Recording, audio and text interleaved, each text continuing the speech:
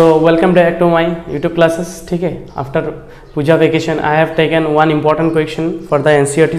ठीक है, सो जो क्वेश्चन मैंने लिया है क्या है, प्रूव दैट √3, √5, √7 आर इरेशनल.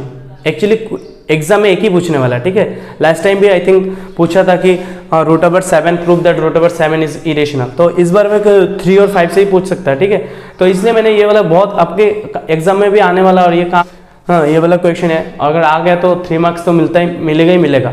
तो ये वाला अच्छे से देखना. ठीक है, आपका बहुत काम आने वाला है एग्जाम के हिसाब से. देखो जितना भी प्राइम नंबर है, प्राइम नंबर क्या होता है, जैसे कि 2, 3, 5, 7, 11, 13 और क्या है 17 और क्या है 23, 29, all this are prime numbers. Okay, अगर प्राइम नंबर के ऊपर अगर क्या आ जाए, रूट ओवर आ जाए. ठीक है, रूट ओवर आ जाए, ये सारे के सारे क्या होता है एक्चुअली पता है, ये सारे के सारे इरेशनल नंबर ही है.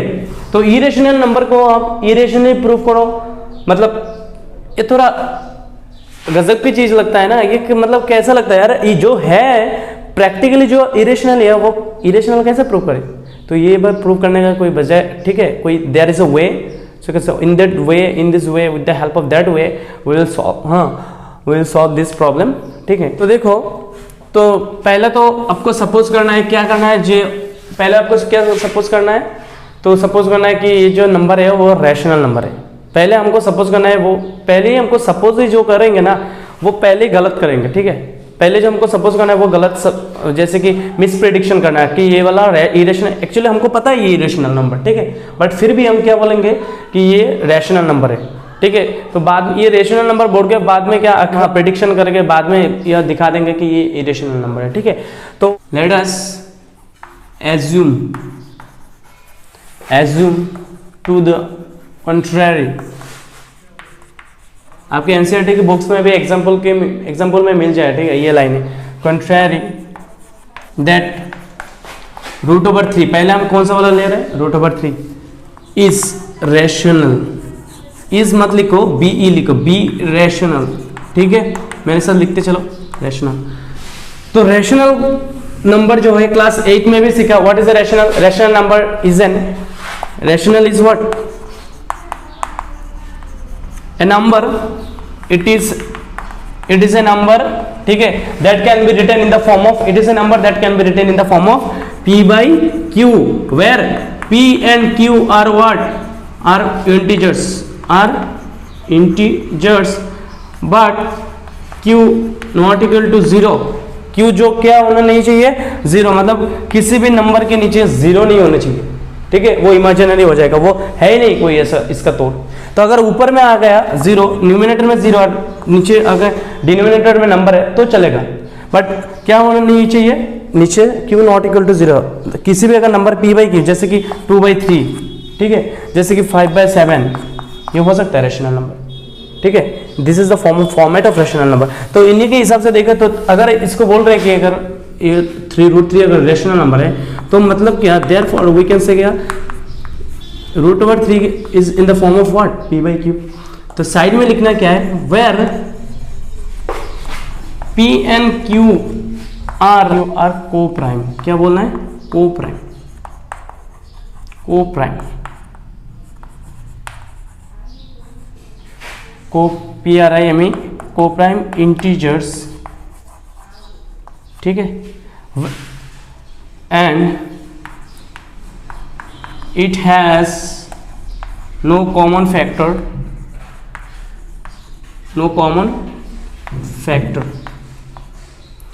Other than 1. साइड में बस इसके साइड में लिखना है. ठीक है, P and Q क्या होगा, यहाँ पे जो P and Q है को प्राइम है. ठीक है, हमने क्या सपोज कर रहा है कि ये एक रैशनल नंबर है और रैशनल नंबर का फॉर्मेट क्या है, P/Q होता है. तो अगर form of rational number is P/Q, then P and Q has no common factor other than 1, which means they are coprime. So what does it mean, let's C.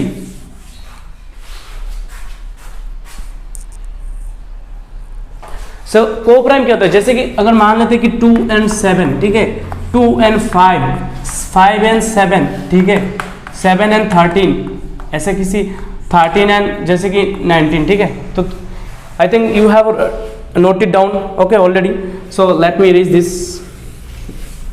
After that see देखो ये सोचो को prime क्या होता है। जैसे कि मैंने पहले एग्जांपल क्या लिया 2 and 7, जैसे कि देखो 2 1 से कितना होता है 2 होता है और 7 1 से कितना होता है 7 लिख रहे हैं। तो देखो 2 ये जो है ना 2 and 1 and 7 and 1 these are the factors of this prime numbers. Okay, coprime मतलब क्या होता है, ये देखो 2 and 7 क्या होता है प्राइम नंबर होता है 2 7 5 3, जैसे कि these are prime numbers. And 2 and 7 अगर हम पेयर ले रहे हैं 2 and 3, जैसे कि 2 1 2 and 3 1 3, ठीक है। अच्छे से समझ रहे हैं, एक एक पॉइंट्स में बता रहा हूँ, ठीक है, ताकि एक ही प्रूफ में सारे के सारे क्लियर हो जाए, ठीक है। देखो 2 and 1 में कितना फैक्टर्स है 3 और एक, दोनों में दो फैक्टर्स है, दो फैक्टर से ज़्यादा नहीं हुआ तो वही वाला प्राइम नंबर होता है, ठीक है। जिस नंबर में 2 फैक्टर होता है उस नंबर को प्राइम नंबर कहते हैं। तो देखो यहाँ पे 2 और 1 के सिवाय किसी और कोई कॉमन है, 2 और 3 के कॉमन है 1 के, तो इसीलिए हमने लिखा 2 कि पी एन क्यू आर अगर किसी नंबर ऐसे फॉर्मेट है 2 and 7, ठीक है, जैसे कि 3, ठीक है, एंड 13। तो अगर 3 और 13 is also rational number and 13 देखो 3 1 3, ठीक है, एंड 13 1 13। तो इसमें से कोई कॉमन है क्या other than 1? There is no common factor. So इसी हिसाब से सब कुछ सेम ही होगा, ठीक है। जैसे कि 5 1 5 एंड 7 1 7। तो 5 और 7 को हम रैशनल नंबर के फॉर्मेट में लिखे तो क्या होगा, यही होगा ना।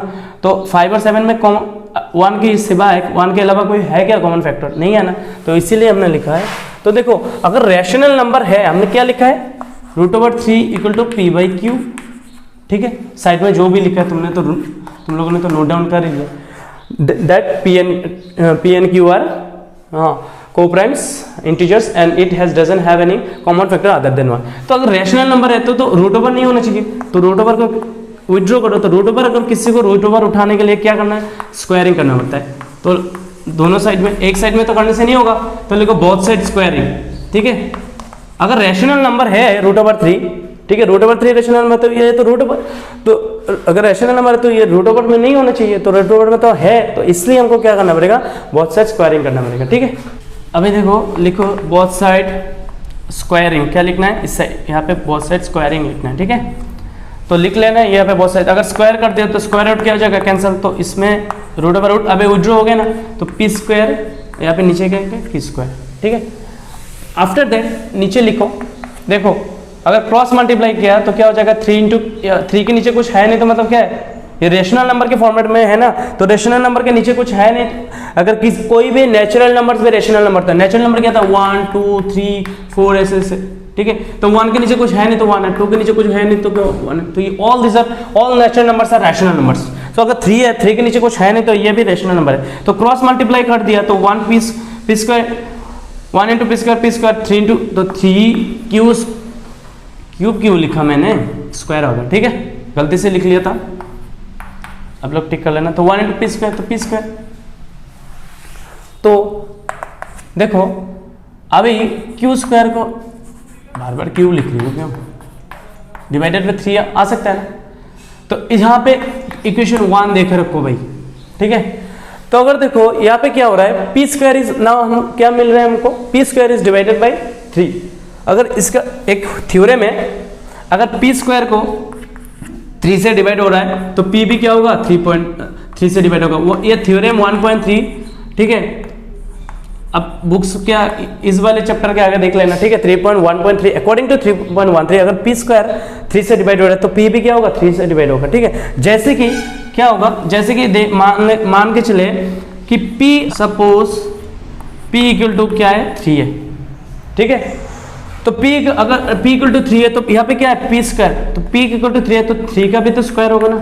तो 3² मतलब क्या है 9 है, तो 9 को 3 से डिवाइड होता है कि नहीं, तो क्या आया 3 आया, ठीक है। तो 3 जो आया देखो अभी मतलब यहाँ पे जो क्वोशिएंट आया, ठीक है, डिवाइड करने के बाद वही q² है, ठीक है। सो अगर p² अगर इज डिवाइडेड बाय 3, अगर p9 3 से डिवाइड होता है कि नहीं, तो 9 मतलब क्या है 3², और 3 मतलब क्या था 3 मतलब p था, इक्वल टू क्या था 3 था। अगर तो p² क्या होगा 3² होगा, तो 3² मतलब क्या है 9 है, तो 9 is divisible by 3, so that p is also is what, p equal to, हमने क्या सपोज किया 3 डिवाइड किया, तो यहाँ पे 3 तो भी 3 से डिवाइड होता है ना, होता है कि नहीं होता है। इसीलिए वो थ्योरम के हिसाब से हम लिखेंगे क्या, देयरफॉर लिखो p² इज डिवाइजिबल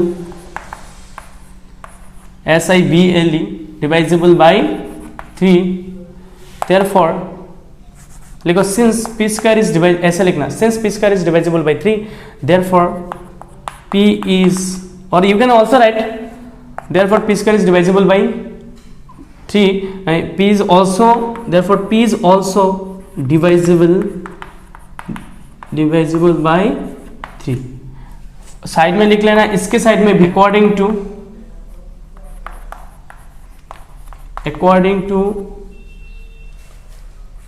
थोड़ा थ्योरम 1.3, ठीक है, अकॉर्डिंग टू 3, कौन सा थ्योरम 1.3 है, ठीक है, बुक्स में है वो थ्योरम, अच्छे से चेक कर लेना। अगर देखो पी स्क्वायर, जब भी पी स्क्वायर 3 से डिवाइड हो रहा था, क्या आंसर क्या आया था, क्वोशंट आया था क्यू स्क्वायर, ठीक है। अगर यहाँ पे बोल रहे हैं कि हम क्या बोल रहे हैं कि P square is also, P is also divisible by 3, therefore क्या बोल सकते हैं, P divided by 3, P divisible by 3 which means what, P divided by 3। तो अगर डिवाइड किसी नंबर, अगर कोई भी चीज डिवाइड हो रहा है तो इसका भी क्वोशंट भी आएगा ना, आएगा कि नहीं। तो किसी भी नंबर, अगर इंटीजर्स डिवाइड हो रहा है, पी एन क्यू था इंटीजर्स, इंटीजर्स मतलब क्या था नंबर, अगर कोई भी नंबर 3 से डिवाइड हो रहा है तो इसका भी कोई क्वोशंट निकल के आएगा, ठीक है। जैसे कि अगर p इक्वल टू 3 माना था तो हम लोगों ने, ठीक है, तब क्या था, तब हमको क्या मिला, पी स्क्वायर क्या था 3 डिवाइडेड बाई, तो पी स्क्वायर मतलब क्या था 3 स्क्वायर, तो 3 स्क्वायर डिवाइडेड बाई 3 तो 9 को डिवाइड करते तो आ रहा है 3। और p क्या था, p सपोज, तो p is also divisible by 3, तो क्या आ रहा है 1 आ रहा है। अभी देखो 1 और 3 क्या सेम है क्या, है नहीं ना। तो पहले आया था क्या, q आया था, अभी क्या आ रहा है, अभी और जो q, अगर पहले जो क्वोशंट में p स्क्वायर में 3 को डिवाइड हो रहा था तो क्या आया था, साइड में देखो q स्क्वायर आ रहा था। तो q स्क्वायर जब कब, q स्क्वायर मतलब क्या मानेंगे 3 मानेंगे, और जब p अगर 3 से डिवाइड है तो 1 आ रहा है, तो 1 को क्या सोचेंगे, कौन सा वाला इंटीजर्स, c को, ठीक है। बोल रहे हैं कि ऐसे ही मान के चलते हैं कि c एक इंटीजर्स है, इंटीजर्स मतलब कोई नंबर होगा, ठीक है। तो नंबर तो आपको एग्जैक्टली पता नहीं, इसके इसलिए क्या बोल रहे हैं c है। तो यहाँ पे लिखो वेयर c, आपने क्या लिखा है, लिखो where c is an integers, ठीक है, c is an integers. So therefore तो क्या आएगा, देखो p इक्वल टू 3c, ठीक है, p इक्वल टू क्या 3c। तो नाउ लिखो putting p equal to 3c in equation, p का वैल्यू क्या आया, p का वैल्यू आया 3c इन इक्वेशन 1। तो आपको इक्वेशन 1 क्या था, लिख लो ऐसे, ठीक है, जल्दी से नोट डाउन करते चलो। तो आपके लिए तो p क्या था, इक्वेशन 1 क्या था, q square equal to p square divided by 3, है कि नहीं। तो आपको p, तो q इक्वेशन 1 में बैठाना है ना, किसका वैल्यू, p का वैल्यू, p का वैल्यू क्या है 3c, ठीक है, 3c डिवाइडेड बाई 3, तो इसका भी होल थिंग स्क्वायर करना पड़ेगा ना। तो q square, 3 square means what 9 and c square is what c square, ठीक है। अगर 9 को काट दिया तो देखो, बार बार मैंने क्यों क्यों लिख रहा हूँ, अगर 9 इज डिवाइजिबल बाई 3 नो तो आ जाएगा क्या 3, तो 3 बचा बस कितना 3c स्क्वायर, ठीक है। तो फिर से ऊपर में लिखते ताकि अच्छे से आपको दिखे भी। तो 3 is, now if I divide q square by 3 तो what will be result c square. ना देखो अगर q स्क्वायर क्या हो रहा है, अभी q स्क्वायर भी डिवाइड हो रहा है क्या 3 से डिवाइड हो रहा है, ठीक है। तो अगर, तो therefore q square is divisible by 3, तो देयरफॉर क्या आएगा q, अगर q स्क्वायर डिवाइड हो रहा है अकॉर्डिंग टू 1.3 थ्योरम, हाँ 1.3 थ्योरम, अगर q p स्क्वायर अगर 3 से डिवाइड हो गया, ठीक है, तो p भी डिवाइड होगा। अगर q स्क्वायर 3 से डिवाइड होगा तो q भी क्या होगा, q इज ऑल्सो डिवाइजिबल बाय क्या होगा 3। ये किस लिए, अकॉर्डिंग टू थ्योरम 1.3, ठीक है, इसके लिए डिवाइड होगा। तो देखो मैंने हम लोगों ने पहले क्या सपोज किया कि √3, हाँ √3 इज अ रैशनल नंबर। अगर रैशनल नंबर है तो p/q फॉर्मेट में होगा। और p&q क्या है, p&q साइड में क्या लिखा, p&q आर को-प्राइम्स, आर क्या लिखा है हमने, को-प्राइम, ठीक है। बट अभी क्या दिखा जा रहा है यहाँ पे, तो को-प्राइम नहीं है क्योंकि p&q पहले p किया था, p is dividable, p is divisible by 3, अभी q भी 3 इज डिवाइजिबल बाय 3। हमने क्या बोला था कि p&q में कोई कॉमन फैक्टर्स नहीं है, तो अगर p अगर अदर देन 1 के अलावा कोई कॉमन फैक्टर्स नहीं था। अभी दिखा जा रहा है कि p is also p&q both are divisible by 3। उसका मतलब क्या है, इसका मतलब यही है कि p और q का 1 के सिवाय कोई और भी कॉमन फैक्टर्स है जो डिवाइड हो रहा है, 1 के अलावा कोई और भी कॉमन फैक्टर्स है, वो फैक्टर्स क्या है, 3 है, ठीक है। अगर √3 निकाल रहे हैं तो 3 होगा, ठीक है। तो इसका मतलब यही हुआ कि जो हमारा प्रिडिक्शन था, को-प्राइम प्रिडिक्शन था, वो गलत है, ठीक है। सो अगर गलत है तो हमने गलत, क्योंकि हमारा प्रिडिक्शन ही क्या था, रॉन्ग था ना। सिंस p&q एटलीस्ट, लिखो p&q have at least 3 as a common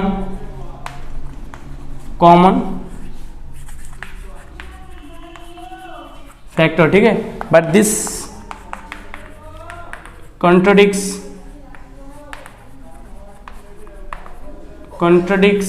the fact that p&q क्या है, को-प्राइम है, क्या है ये हमारा जो हमने जो सपोज किया वो गलत साबित हुआ, ठीक है। क्या हमने बोला था, क्या p&q एंड व्हाट, को-प्राइम, ठीक है। क्या बोला था हमने, co-prime. This contradiction has arisen, ठीक है। कॉन्ट्रडिक्शन बुक्स में भी है, एनसीईआरटी के बुक्स में एक जो गलत, हाँ ये जो कॉन्ट्रडिक्शन, ये जो मिसकॉन्सेप्ट अराइज हुआ, has arisen due to our, अगर नीचे नहीं दिख रहा है तो ऊपर में लिखता हूं मैं, ठीक है। ऊपर तक सारे तो लिख लिया तुम लोगों ने शायद, due to our incorrect, CORRECT, incorrect assumption, ठीक है। ड्यू टू क्या है, due to our incorrect assumption, मतलब हमारा जो एजम्पशन था वो गलत था, ठीक है। Due to our incorrect assumption, 3 जो है वो रैशनल नंबर ही है, इरेशनली है। तो हमारा हमने जो प्रेडिक्ट किया इरेशनल, तो वही करना पड़ेगा, otherwise you can not say that this is irrational number directly, you can not say, that's why you have to go through this process, okay. So after that has arisen our incorrect assumption that √3